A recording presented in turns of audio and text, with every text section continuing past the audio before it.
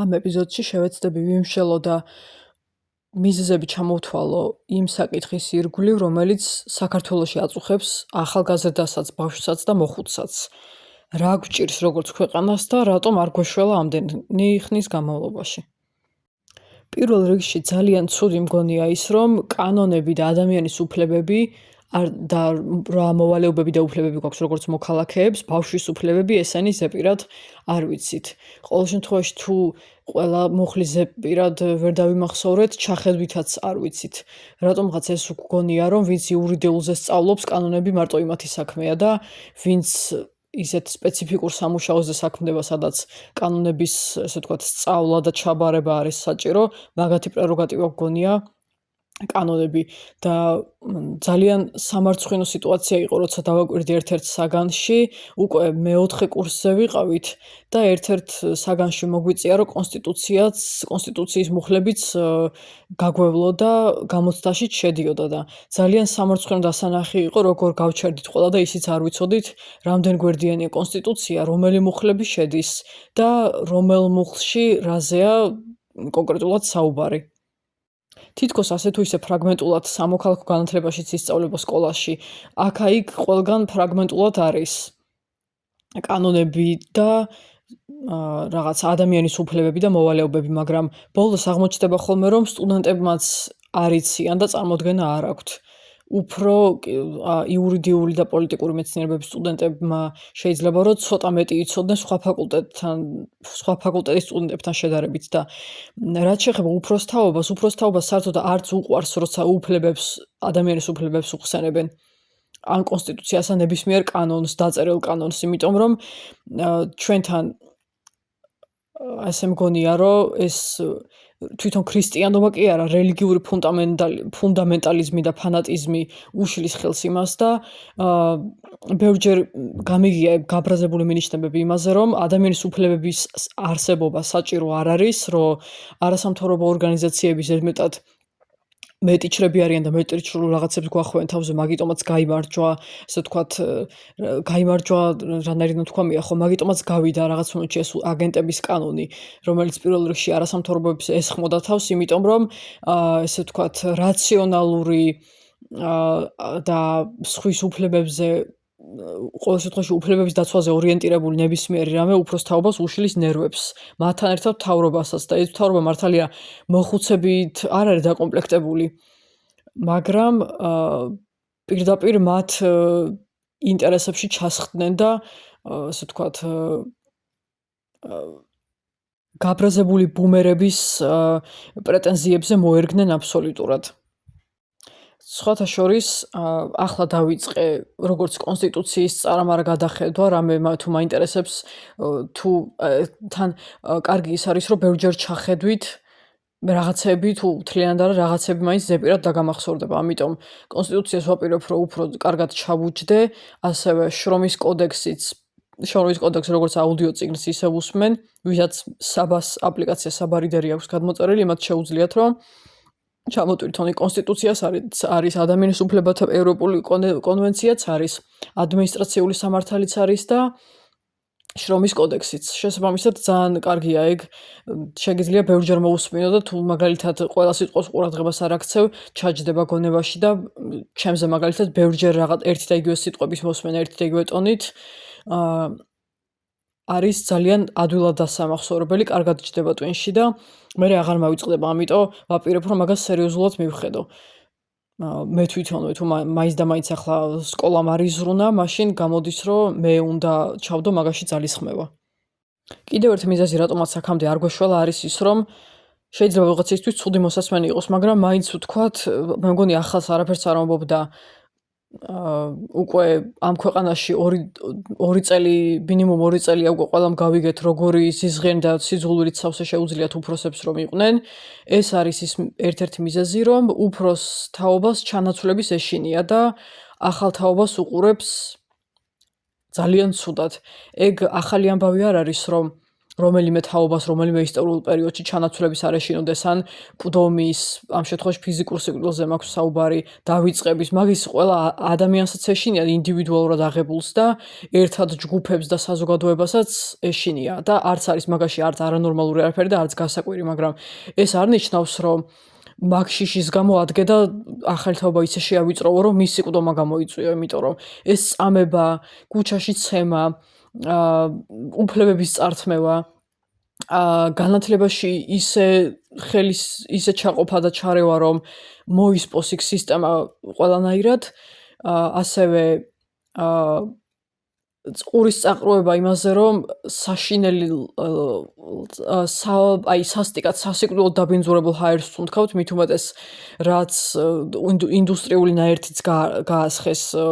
წყალთან ერთად წინა წელს თურმე რუსთაველზე და თავისუფლებაზე, ფაქტობრივად ვინც იმ ქუჩაზე მოძრაობს, ყველა სიმსივნეს შეისუნთქავს პირდაპირ.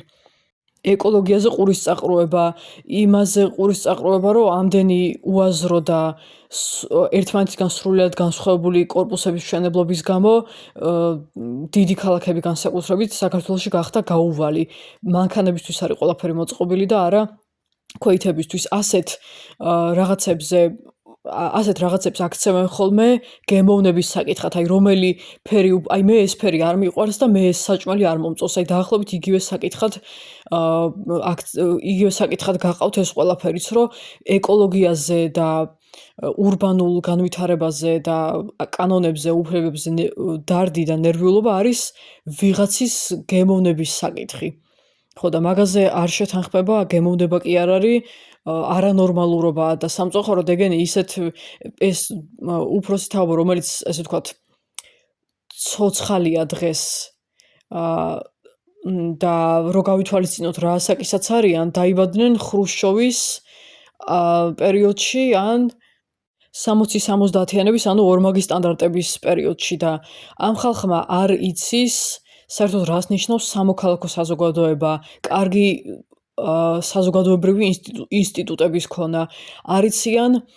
რა საჭიროა და ვერ ხვდებიან საჭიროებას, რა უნდა გაასაჩივრონ როგორც მოქალაქეებმა, სად უნდა მივიდნენ. ეგენი მარტო უყვირიან ისევ სხვა მოქალაქეებს და აქებენ მილიონერებს, ოლიგარქებს და ყველაზე ნამუსგარეცხილ ინდივიდებს. რატომღაც ესე გადაკეთდა, მიუხედავად იმისა, რომ წესით მორალურად უბრალო ხალხი, ესე ვთქვათ, ყოველთვის დაჩაგრულის გვერდით იდგა ხოლმე და ახლა რატომღაც ეს წესებიც გადააკეთეს და ახალი მორალური კანონები შემოიტანეს რა. ძველ თაობას რო ჩანაცვლების ეშინია, ეს ზედ თაობასაც არ ასწდება, როცა მაგის დრო მოვა და როცა 10 წლეულები გავა და ყველა თაობა დადგება მაგის წინაშე. ეგ გასაკვირი არც არის, როგორც ვთქვი წეგან, რომ სიკვდილის ეშინოდეს ვიღაცას ან დავიწყების. და ეგ ყველაფერი გვერდზე გავწიოთ, ახალი თაობის სიძულვილი არ შეიძლება, რაღაც შეიძლება ვთქვათ გეშინოდეს, რომ და მაგისაც ყველას ეშინია დავიწყების და სიკვდილის გარდა, რომ ისე არ შეიცვალოს დროება, რომ რაღაცა მორალი და ზნეობა წაიშალოს, მაგრამ ამ შიშით და ამ საბჭოთა ორმაგი სტანდარტებიანი აზროვნების თავსმოხვევით,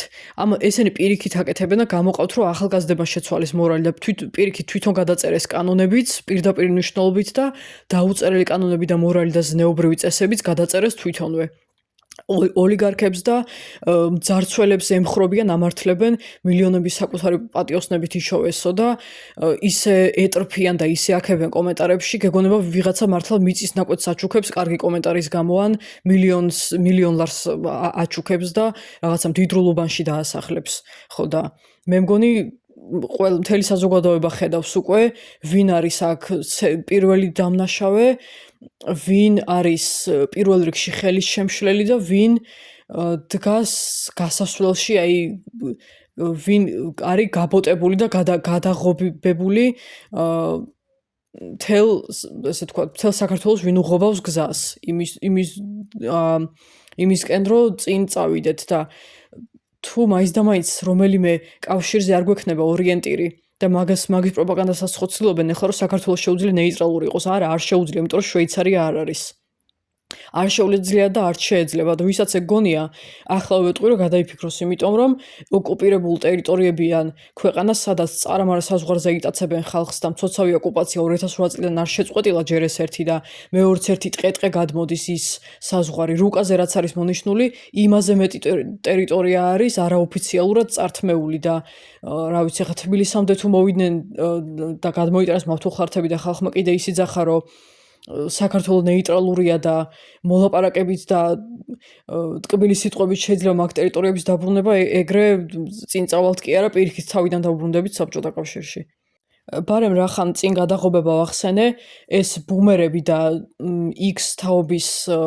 წარმომადგენლები პირველ რიგში გვიშლიან ხელს პირდაპირ მნიშვნელობით ამ ხალხმა ძალიან ღიად დააფიქსირა და აგრძელებს დაფიქსირებას TikTok-ზეც, Facebook-ზეც, Instagram-ზეც და YouTube-ზეც და ცხოვრებაშიც რომ მაშინ არიან ცუდად, როცა სხვა არის კარგად. პირდაპირ რო ვთქვათ. იმიტომ რომ ამ ხალხს გამომდინარე იქიდან რა ისტორიულ პერიოდშიც გაიზარდნენ, არ უნახავთ საერთოდ სხვანაირი ცხოვრება. ისევ ის დრო ენატრებათ, როცა ესე ვთქვათ, სახელმწიფოს ხედავდნენ, მე როგორც ვისწავლე, ისე ვამბობ, სახელმწიფოს ხედავდნენ როგორც რაღაცა მეწველ ძროხას, როგორც მამას, როგორც მშობელს, რომელმაც უნდა დაგიღეჭოს და დაგაპუროს თუ რაღაცა. და როგორც გავიგე, ერთ-ერთ საგანზე ეს სახლში რაც გინდა ისაკეთე ოღონდ გარეთ ნუ აჩვენებს ხვებს, ეს დამოკიდებულებაც 60-70-იანებიდან მოდის, იმიტომ რომ ეგ პერიოდი უწყობდა ხელს თავისი ორმაგი სტანდარტებით და პარადოქსებით ესეთი აზროვნების გაღვივებას. რაც იმას ნიშნავს, რომ თუ ბავშვობიდან ეგ ისწავლეს, თვითონაც ეგრე არიან დღემდე და ალბათ სავარაუდოდ ადრეც ეგრე იყვნენ, რომ რაც სამარცხვინოა იმას სახლში ტოვებდნენ ან ესე ვთქვათ, სხვას ფიქრობენ და სხვას აკეთებენ და გარეთ როცა გამოდიან, უფრო ესე ვთქვათ, წარმოსადეგები არიან და საზოგადოების თვალში მისაღების სახე აქვს, თორე ეგეთი ხალხი ყველაზე მეტად არის გამოსაკვლევი და ყველაზე მეტი გამოსარკვევი ეგ არის მართლა ცისფერ მთებში როა. კიდე გამოსარკვევია ეგ რა იყავიო, ზუსტად ეგ კითხვა უნდა დავუსვათ ჩვენ მათ და რა ვიცი, მე მაგალითად აქეთ იქიდან ნელ-ნელა ვცდილობ გავარკვიო, ვინ რას წარმოადგენდა ახალგაზრდობაში, იმიტომ რომ თავის თავზე რო ტრაბახობენ, სად იდგნენ, ვის გაუწიეს წინააღმდეგობა და ქვეყნის სადარაჯოზე როგორ იდგნენ, არავინ არასდროს არ ეწინააღმდეგება და არ უსწორებს არაფერს. შეიძლება ჩემი ვარაუდია რომ ვერ უბედავენ ხო და მეც ეგ მაინტერესებს ზუსტად გამოსარკვევია ვინ სად იდგა, ამიტომ მაგის გარკვევას გავაგრძელებთ ცხადია. პრინციპში ვისაც ეტრფიან და წეღარო თქვი დაწერილი და დაუწერელი კანონები გადაასწორეს და ახალი ზნეობა და მორალი შემოიტანეს მეთქი, თან ამას საინტერესოა ისიც რომ რაღაცნაირად პოსტმოდერნისტული დროც დაგვემთხვა და ეს ChatGPT ხელოვნური ინტელექტისთვის ჩატში რაღაცების კითხვა, პირადი ინფორმაციის კიდევ უფრო მოწყვლადად გახდომა, TikTok-ი, Temu და ეს რაღაც და ურბანული იერსახის ცვლილება რაღაცნაირად ყველაფერი ერთმანეთს დაემთხვა და მართლა რაღაც მომენტში ვეღარ ვიჯერებ ხოლმე რომ ისევ იგივე ქალაქში დავდივარ, სადაც დავიბადე და გავიზარდე. იმიტომ რომ რაღაცნაირად იერსახეს უცვლის ეს ყველაფერს და ეს ტელეფონში თავჩარგული ხალხი, რომელიც მუდმივად სკროლავს ტრანსპორტში და ქუჩაში სკროლვით დადიან წინ და არ იყურებიან წინ და შეიძლება დაგეჯახონ, რა თქმა უნდა, უფრო ნაკლებად შეამჩნევს და უფრო მეტ იდიოტობაზე ექნება ყურადღება გადატანილი და რაღაც მომენტში ვეღარც აღიქვამს, იმდენად გათიშულები არიან გაღიზიანებულებით ამდენი სკროლვის და ინტერნეტში ყოფნისგან, რომ ვეღარც ინერვიულებენ მაინც და მაინც ისეთ მძაფრი რეაქცია აღარ ექნებათ გარემო როგორ იცვლება. და იმას ვამბობ, რომ ეს ამ ძველმა თაობამ ჩვენ რო გლანძღავდნენ, ეს ახალგაზრდები ტელეფონში ხართ ჩამძვრალი, მუდმივად ყურსასმენები გაქვთ გაჩხერილი ყურში და დაიარებით აქეთ-იქით, დაიბრიქებით და ახლა თვითონ გადმოწერეს TikTok-იც, თვითონ ადრე ხო თან უფრო ღილაკებიანი ტელეფონი ქონდა უფროსებს და ახალგაზრდებზე უფრო იყო სმარტფონები და თვითონ გეგონება თავისთავი დაუმარცხებლები ეგონათ, რომ თანამედროვეობას არ ყვებოდნენ და უფრო მაგრები იყვნენ და ახლა ბავშვები და ახალგაზრდები რო ამოდიან ხოლმე ტრანსპორტში, შეიძლება ისინი საერთოდ არ თამაშობდნენ, ტელეფონში არ იყურებოდნენ და ეს პენსიონერები ისე არიან ჩამძვრალები, ვეღარც გამოაძრობ ტელეფონიდან და ახლა იმის სათქმელადაც აღარ სცალიათ, რომ ეს დამპალი ახალგაზრდები რატო ვართ ესეც ჩამძვრალი სოციალურ ქსელებში. ხო და ეგ თაობა, მაგ თაობას დამტკიცდა უკვე, რომ თურმე ძალიან უყვარს ორმაგი სტანდარტებიანი ცხოვრებაც და ორმაგი სტანდარტების მქონე ხალხიც. ამიტომ არანაირი პრობლემა არ აქვს იმაზე, რომ ეს სისხლიანი 9 წლის წარმომადგენლები რეპუტაცია გადასწორებულები არიან და ესე ვთქვათ ახალი იმიჯი შეიქმნეს და ახლა თავიდან მოვიდნენ ასე ვთქვათ მთავრობაში და ისევ ბიზნესებიც აქვთ და ასე ვთქვათ არანაირი პრობლემა არ აქვთ იმაზეც, რომ ცალი ფეხი რუსეთში აქვს ყველას თუ არა უმეტესობას მაინც და არც იმაზე არ აქვთ პრობლემა თუ რამე კორუფციული დეტალები გამომჟღავნდება ან ასე შემდეგ. და რაც შეეხება 51-ის შემოხაზვას არჩევნებზე, ამ შემთხვევაში ღარიბებს და სიღარიბის ზღვარს ქვემოთ ყოფ ხალხს და სოციალურ დაუცველებს, დევნილებს ყველაზე მეტად მაგათ ლანძღავენ, იმიტომ რომ ადვილი სამიზნეა და ისეთი ფონია ახლა მით უმეტეს, რომ როცა ამ ხალხს ლანძღავენ და აბრალებენ ქვეყანაში რაც კი ხდება ცუდი ყველაფერს, არავინ არ ეწინააღმდეგება თითქმის და ადვილია, ან თითქოს გონიათ, რომ არავინ ხმას არ ამოიღებს და თავს ვერავინ ვერ დაიცავს, ან ამ ხალხის დასაცავად არავინ არ წამოდგება წინ. ხო და ეგ სხვაგანაც ეგრე ყოფილა. ზოგადად ყველაფერს მიგრანტებს აბრალებენ ხოლმე ან ღარიბებს, რომ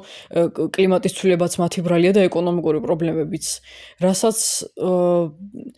პირიქით ეს შემზღუდავი კანონები და არაადამიანური ახალი წესები კიდევ უფრო ამძაფრებს და რაც უფრო ელიტური გახდება ყველაფერი, მით უფრო მეტი გაღვივდება ზიზღი ღარიბების და უქონელი ხალხის მიმართაც და ვინც ესე ვთქვათ აი გურიაში წინა წელს რა ამბავიც იყო, თუ არ წინა წელს, მაგრამ მეგონი წელსაც გადმოვიდა ხო 2025-იც იყო ეს დიდთოვლობის პრობლემა და ხალხის დაღუპვის და სახლებში მომწყდების პრობლემა. მაგ ხალხზე თქვეს, ვინც 51 შემოხაზე მე იმათ დასახმარებლად ერთ-ერთსაც არ გავიღებო და მაგის თქმა არის აბსოლუტურად ამორალურ გზაზე შედგომა, იმიტომ რომ ეს არაპრივილეგირებული ხალხის განსჯის და გალანძღვის უფლება არ გვაქვს. სამაგიეროდ ნამდვილად გასალანძღი და სასაყვედურო არის ის კატეგორია, რომელიც ძირითადად წვრილმონებზე დარდობს ყოველ დღეს, რაღაც საჭმლის საშონელი და ცესხის გადასახდელი ფულის შოვნა არ უწევთ. არც ურბანული იერსახის დამახინჯება არ ადარდებთ, არც ბზარები ვაშლი ჯვარში, არც დაბზარული და ჩამოცვენილი ესე ვთქვათ კედელი ძველი და ახალი შენობებიდან, არც ამ შენობების ჩამოგრევა და ქვეშ რო ხალხი ყვება, არც ეგ. ხო და აი ესეთი მდიდარი გაპარპაშებული ელიტა, გინდა ეს ჩვეულებრივი ხალხი, არაცნობილი ხალხი იყოს, გინდა ინფლუენსერები, მსახიობები, მომღერლები და წამყვანები, პირველ რიგში ეგენი არიან გამოსაჭენებლები და რა ვიცი, თუ ვინმეს პამიდორი უნდა ესროლონ, ბარემ მაგათ ესროლონ პამიდორი, იმიტომ რომ არ ვიცი ხალხი რატო ვერ ხვდება, მაგრამ მაგათაც ეგენიც ზალავენ ხალხს, ან თუ არ ზალავენ არა უხარისხო პროდუქტებს სტენიან თავისი ინფლუენსინგით. ხო და რამდენადჯერაც თქვეს უფრო უარესი არ მოვიდესო და ნაციონალების სახლში არ შემოგვიცვიდნენ და 51 შემოხაზეს, იმდენჯერ შემოგვიხაზეს ჩვენც, იმიტომ რომ ეგენი თუ უფროსები არიან, თვითონვე უნდა სცოდონდათ, რომ ეს მთავრობის გადაგდებაც ტყუილი ყოფილა თურმე და ზუსტად იგივე ხალხი მოვიდა, ვინც მანამდეც იყო და თუ არ ჩანდნენ დამფინანსებლები მაინც იყვნენ, ამიტომ ფაქტობრივად 2012 წელს არაფერი არ შეცვლილა. და თვითონ უფრო კარგად უნდა სცოდნოდათ ამდენ გადაცემას და ამდენ არხს და კრიტიკას თუ თვალს ადევნებდნენ ადრე და ახლაც ადევნებენ, თვითონ უფრო მეტი ინფორმაცია ქონიათ, ვინ ყოფილია და ვინ ესე ვთქვათ რეპუტაცია ჩამორეცხილი, ხო და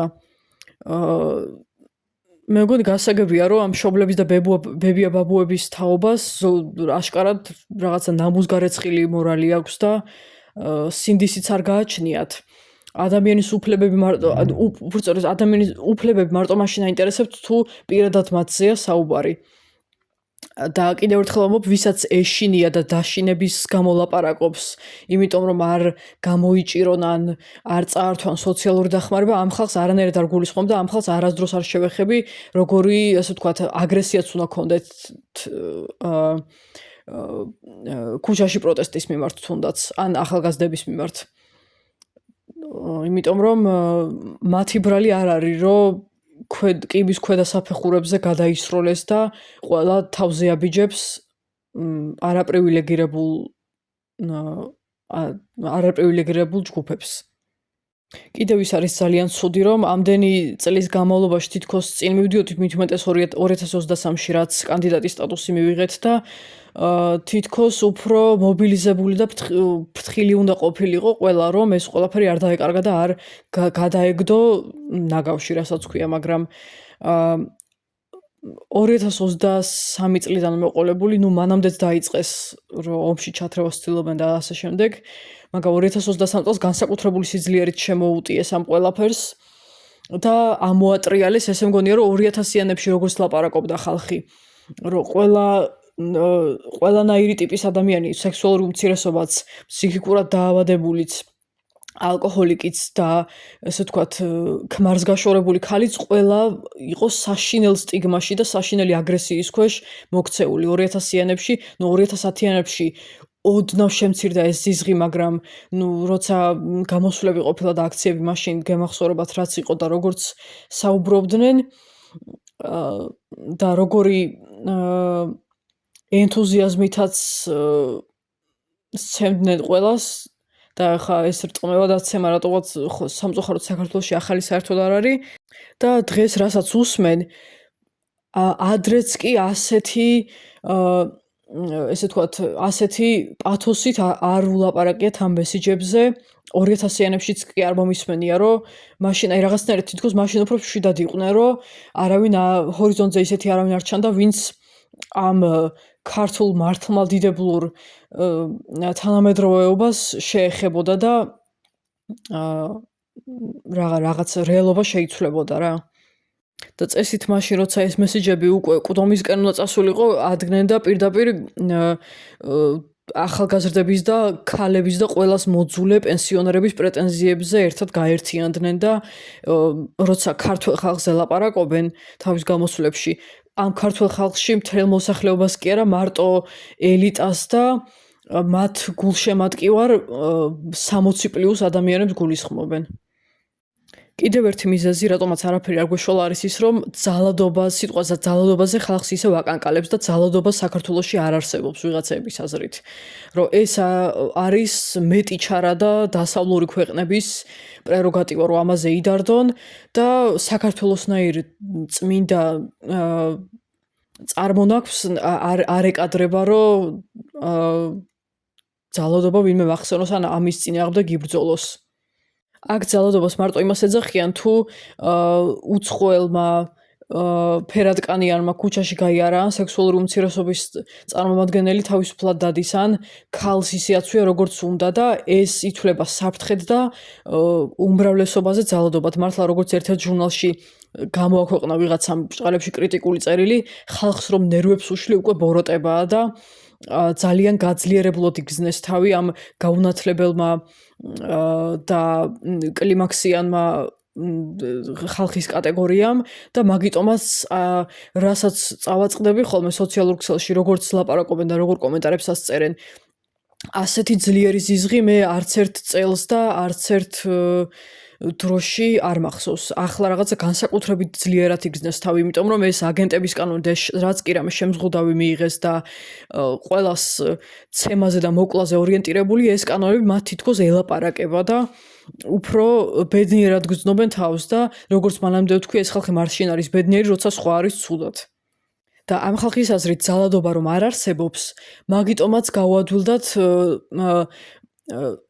ნაცემი ახალგაზრდებისთვის ღირსი ხარ თქმა, პოლიციისთვის თავზე ხელის გადასმა. მაგიტომაც ამდენი წლის განმავლობაში არაფერი არ იცვლებოდა და ახლა ალბათ კიდევ უარესი იქნება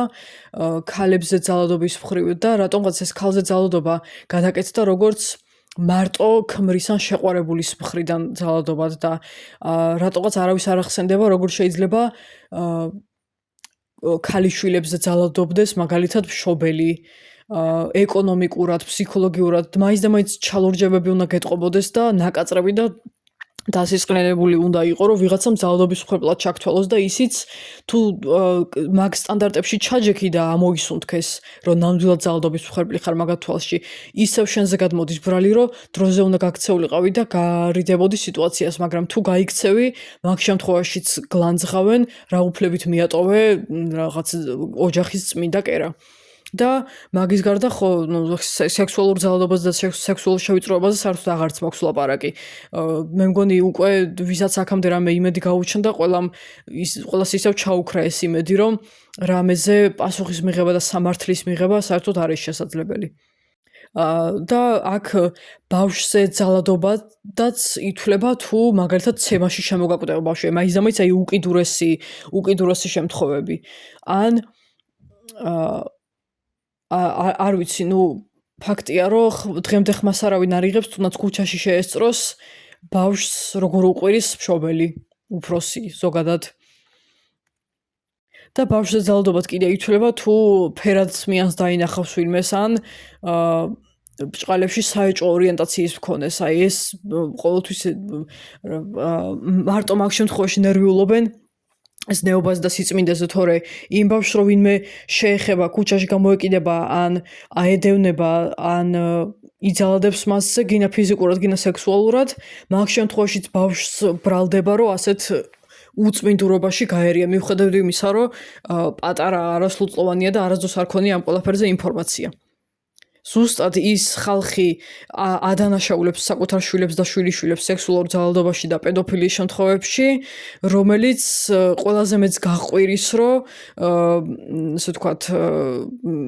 LGBT თემს უნდა რაღაცა ქართული ოჯახის ინსტიტუტის დაქცევა და საქართველოს განადგურება. კიდევ ერთი მიზეზი, რატომაც არ გვეშველა, არის ის, რომ ფუნდამენტალისტებს და ულტრაკონსერვატორებს ყველაფერი ყოველთვის რიგზე გონიათ. ყოველი პრაიდის არ ჩატარება საკუთარი გამარჯვება გონიათ და რასაც უყურებ და რაღაც გაანალიზებას რო უსმენ ხოლმე და პოდკასტებს, ტრამპის მხარდამჭერები კიდევ უფრო უღარესები არიან, იმიტომ რომ აქ თუ შიშის გამო ხაზავს ვიღაცა 51-ს და ესე ვთქვათ ბევრი ვალი აქვს, ბევრი სესხი, ან არის სიღარიბის ზღვარს ქვემოთ, სოციალურად დაუცველი დევნილი და ასე შემდეგ, ამ თქვათ, აქვს ქრონიკული და მძიმე დაავადებები, ან ქრონიკული და მძიმე დაავადებიანი, ან შეშმო ოჯახის წევრი ყავს. ესეთ ხალხმა შეიძლება მართლა შიშის და რაც აქვთ იმ მცირედის წართმევის გამო ანუ ისიც ეგეც შეიძლება არ იყოს მართლა ყოველთვის სხვა შეიძლება არ ფიქრობდნენ და მართლა შეიძლება რომ ესე დეილუზიურად ემხრობოდნენ არსებულ სისტემას, მაგრამ ტრამპის მხარდამჭერებს მართლა ყველაზე უარესად აქვს საქმე, იმიტომ რომ რაღაცა ეს ამერიკული ავადმყოფური ნაციონალიზმი კიდე რაღაცა სხვა ხილია და კიდე უფრო ფანატიკური და საშიშია განსაკუთრებით შორიდან ხო ცუდად ჩანს და ახლოვდან წარმომიდგენია რა იქნება ესეთ ხალხთან ინტერაქცია მართლა რაღაცა არ ვიცი დისტოპიურ სერიალში შეიძლება გეგონოს თავი. კიდევ ერთი მიზეზი. წყაროების სტატისტიკა და რაციონალური დებატები არავის არ უნდა, მარტო ყველას უნდა კონსპირაციული, ყველასში ხო ხვდებით ახლა ვინც პოდკასტებს აკეთებს ეს დამოუკიდებელი მედია, ვინც არიან, რომლებსაც პლატფორმაც აქვთ ძირითადად ინტერნეტ მედიები, მაგ ხალხზე და სამოქალაქო მოძრაობებზე არ ლაპარაკობ, არც აქტივისტებზე, რა თქმა უნდა, დანარჩენ ნაწილს გულისხმობ, რომელსაც ვერაფრით ვერ შეაგნებინებ, რატო ცხოვრობს ცუდ ქვეყანაში, რომ რამდენი ესე ვთქვათ წყაროც უნდა დაუდო, აი როგორ აი მოვიძია და გეუბნები, როგორი სტატისტიკაც უნდა დაუდო, როგორც უნდა აჩვენო ვიღაცის ცუდი ყოფა, მართლა პირდაპირ ნიშნულობით, გინა ვიდეოთი, გინა ფოტოთი, გინა ცხოვრებაში. როგორი ბნელი მომავალიც უნდა დაუხატო და როგორი აკადემიური ენითაც უნდა ელაპარაკო, გამორიცხულია მაინც ყველაფერზე ხელს გკრავს, იმიტომ რომ მისთვის მას უფრო კარგად ელაპარაკება კონსპირაციული თეორიები, მის გულთან და სულისკვეთებასთან უფრო ახლოს არის ეგ და მაინც მოგიტანს ვიღაცა ტროლის ან არატროლი მართლაც ფანატიკურად გაგიჟებული ვიღაცის პოსტს, რომელსაც ძახილის ნიშნებით აქვს გავსებული მთელი Facebook სტატუსი, აქვს სკრინები მოტანილი საიდანღაც და ასტროლოგია, წარმართული რელიგიები, ქრისტიანობა და ყველაფერი ერთად აქვს შეზელილი ერთმანეთში და იქიდან რაღაცა ესე ვთქვათ, ასობგერებს დაძდევს სიტყვებში და გადაალაგებენ ასოებს და რას სიტყვაც გამოდის, იმაზე აგებენ დასკვნებს, განსაკუთრებით ეგ შევამჩნიე პანდემიის დროს ანტივაქსერებში. დადგება და ამ ვითომ ზნეობაზე ანერვიულებული ხალხის პოსტებს დაგიდებს წინ, რომ ამისი უფრო სჯერა და რაც უფრო რაციონალურად და კონსტრუქციულად არის ნათქვამი, მით უფრო გალანძღავს ეგეთი ინფორმაციის მომწოდებელს და რაც უფრო მეტად ასე ვთქვათ, სალანძღავი სიტყვების შემცველი და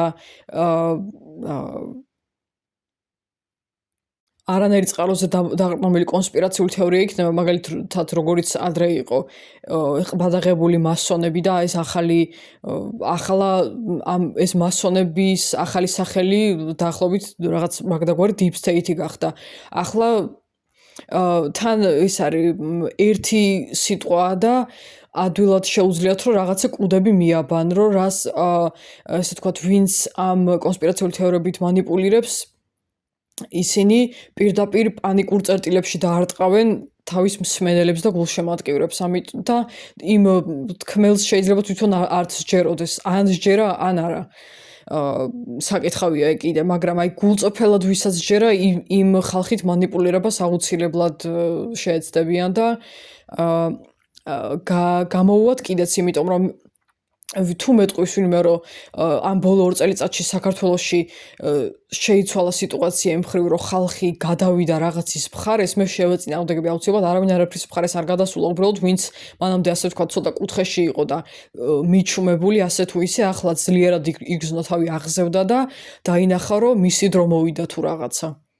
ეს ხალხი, რომელიც ხან სიტყვა აკაცუკს იმეორებს, ხან deep state-ს იმეორებს, ხან უსამშობლოს იმეორებს, ხან აგენტს იმეორებს, არის აი არ ჩემ თავს ვეუბნები ხოლმე, რომ შეურაცხყოფა არ მივაყენო, მაგრამ ძალიან დებილები არიან რა. აი პირდაპირ ნიშნულობით რამე ყველა ასპექტში დებილი როგორც შეიძლება იყოს ადამიანი, ეს კატეგორია არის ზუსტად, რომელიც აი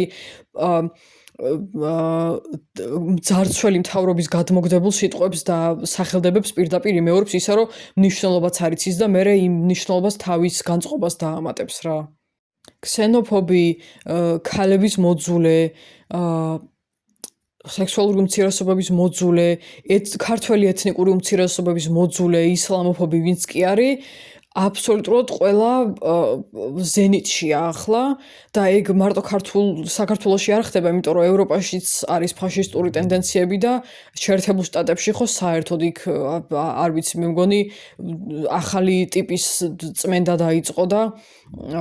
ლამის კი არა, როგორც ვიცი, საზღვარზე არის საკონცენტრაციო ბანაკები მიგრანტებისთვის. ხო და ეს ყველაფერი არის დასამარცხებელი და არაერთი შემთხვევაში ეგრე არ უნდა დარჩეს. ადრე თუ ადვილად გაიმარჯვებდნენ ასეთი ძალები, ადრე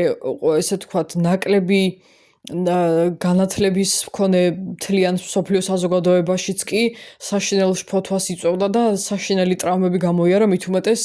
ნაციზმის მერე და მეორე მსოფლიო ომის მერე. მთელმა მსოფლიომ და მით უმეტეს ბირთვული ომის და ცივი ომის სხვადასხვა ადგილებში ბრძოლების მერე და ახლა სოციალური მედიის და ხელოვნური ინტელექტის ეპოქაში არ არის ესე ადვილი, არ მგონია ესე ხალხის ერთ ხმაზე ალაპარაკება, იმიტომ რომ ხო მე მგონი წეღან წინადადება არ დავამთავრე, არა მე მგონი დავამთავრე აზრი. მოკლედ არავის არ უნდა ეგონოს, რომ ვინმეს მხარეს გადავიდა ახლა. შეიძლება რაღაცა ერთი-ორი შემთხვევაც იყოს, ერთეული შემთხვევა, მაგრამ უფრო ვინცსაც მანამდეც სჯეროდა კონსპირაციული თეორიების და ვინც მარტივ წინადადებებს და სიტყვებს და სახელდებებს იმეორებდა და ვისაც ძალიან სიამოვნებს სხვისი სალანძღავი სახელდებები რო ესმის, განსაკუთრებით მთავრობისგან, ზუსტად იგივე ხალხია, რომ ახლა Deep State-ს აკაცუქს და უსამშობლოს და აგენტს ეძახისხებს და პამიდრებს ესვრის და არ მარტო პამიდრებს, რეზინის ტყუებსაც და გაუპატიურებით მუქარასაც რა ქვია, ამართლებენ და ჯანმრთელობის სამუდამო დაზიანებასაც აქციებზე ცემის გამო. და კიდევ ერთი არგუმენტი რა მიზეზი რომელიც მე მაქვს იმის ასახსნელად რატო არ გვეშვალა არაფერი არის ის რომ სამწუხაროდ ჩვენს საზოგადოებაში ბავშვები გონიათ აქსესუარები. გამოხტება ვიღაც Facebook-ზე, ვიღაც გაუნათლებელი ესე კონსპირაციულ თეორიებზე და იისფერგულა ქალების ჯგუფზე წამოკიდებული ხალხი, რომლებიც მარტო სტატიის სათაურებს კითხულობენ და კომენტარებში იწყებენ ლანძღვას, გამოხტებიან და იტყვიან. რა დროს ძალადობაზე და სექსუალურ შევიწროებაზე ალაპარაკი, გაჭირვებულ ბავშვებზე ილაპარაკეთ. და ეს გაჭირვებული ბავშვი თუ აღმოჩნდა პალესტინელი, მუსლიმი, თუ დევნილია, მაშინ საზიზღრობაა და გაწიეთ იქით. აი, გაჭირვებული ბავშვი, რომელიც ავად არის და ლევკემია აქვს, ან საშიში დაავადება და ზონდები აქვს შეერთებული და უგონოდარი და კომაშია, აი ესეთ ხალხს ესე მგონია, რომ ფეტიში აქვს ასეთ ფოტოებზე. აი, რატო სიამოვნებთ, რომ დაავადებული და ცუდ დღეში მყოფი ბავშვის ფოტოებზე აკომენტარებენ ამინ. ღმერთმა გიშველოს. დედაშვილობა სულ სხვა. რა შუაშია საერთოდ ვერ ვიგებ. მე ესეთი ახსნა მაქვს მაგისი, რომ ჯერ ერთი თავისგან განსხვავებულ მდგომარეობაში მყოფ, ცუდ მდგომარეობაში მყოფს, რომ ხედავ ვიღაცას, თვითონ უფრო მშვიდად არიან ეგრე. აი, იმას აკეთებენ ჩემი ჯგუფი, სხვისი ჯგუფი, მაგის მიხედვით კონტრასტს ეგრე ასხვავებენ, ეს ერთი ახსნა იქ მაქვს. მეორე არის ის, რომ უნდათ ყოველთვის იყვნენ დარწმუნებულიები, რომ ყოველთვის არსებობს ვიღაც, ვინც მათზე გაჭირვებული იქნება ყოველთვის და მას შეიძლება რომ ზემოდან დახედოს ერთი ახსნა ეგ და კიდევ ის რომ ესე მგონია,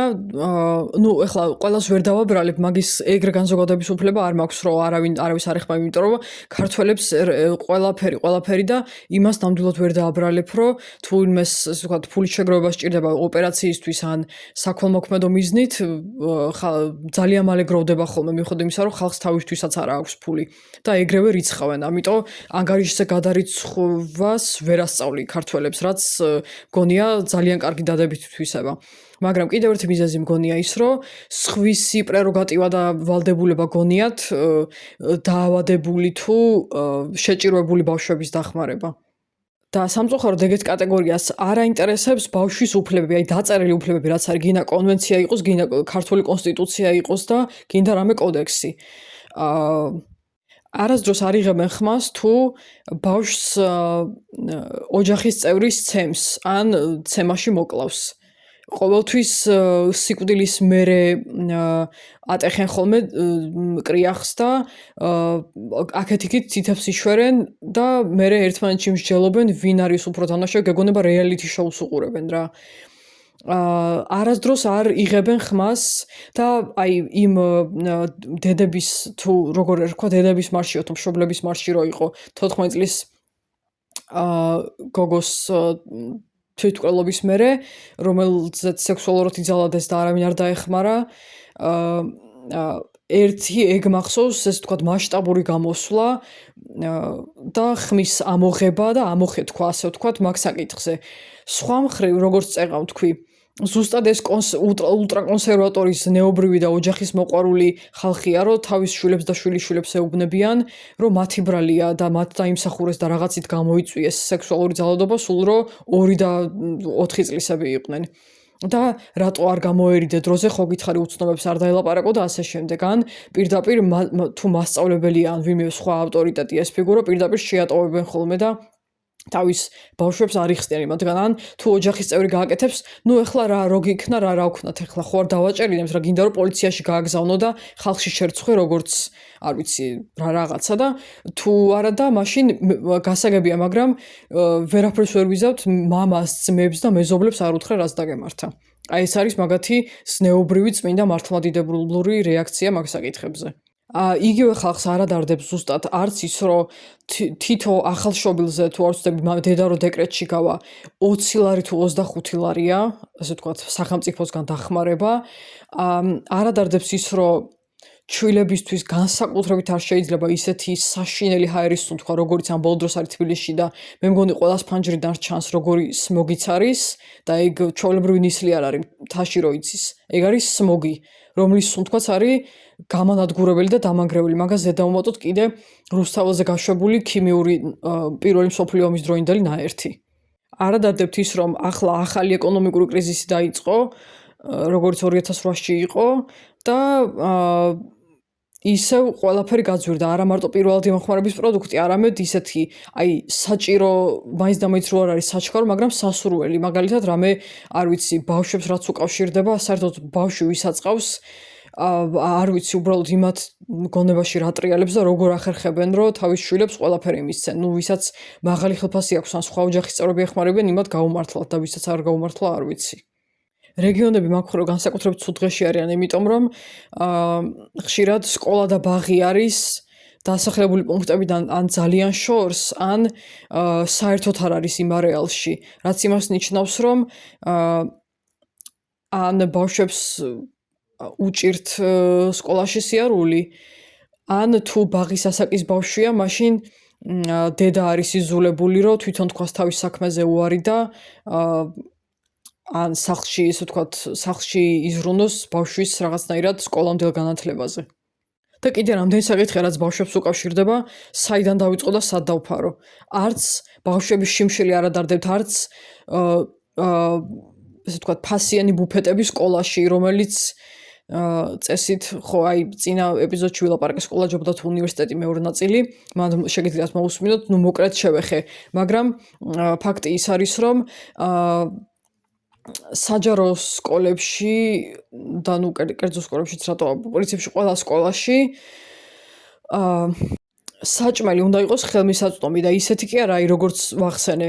მოწამლული რამდენჯერმე რომ მოიწამდნენ ბავშვები პიცით და ფულიანი ხელით რო გაწვდიდნენ ლობიანს და მე ისევ ცომის ზალას რო შეუდგებოდნენ. ეგეთი საკვები კი არ უნდა იყოს, ნუ შეიძლება იყოს ცომეულიც, ოღონდ მაქსიმალური სტანდარტების დასვით გაკეთებული, რაც ქვია, ხა რატო უნდა დაგჭირდეს გადასხმები და სიკვდილის პირას რატო უნდა მეგიყვანოს სკოლაში ნაჭამმა საკვებმა, ხო? განსაკუთრებით იხეირებდნენ მაგითი შეჭიროებული და სოციალურად დაუცველი ოჯახებიდან ბავშვები, იმიტომ რომ თუ სახლში ვერ შეჭამდნენ, სკოლაში ექნებოდათ იმის საშუალება, რომ დანაყრებულიყვნენ მაინც და დასვენებებზე რაღაცა თავისი კუთვნილი რაციონი მიეღოთ.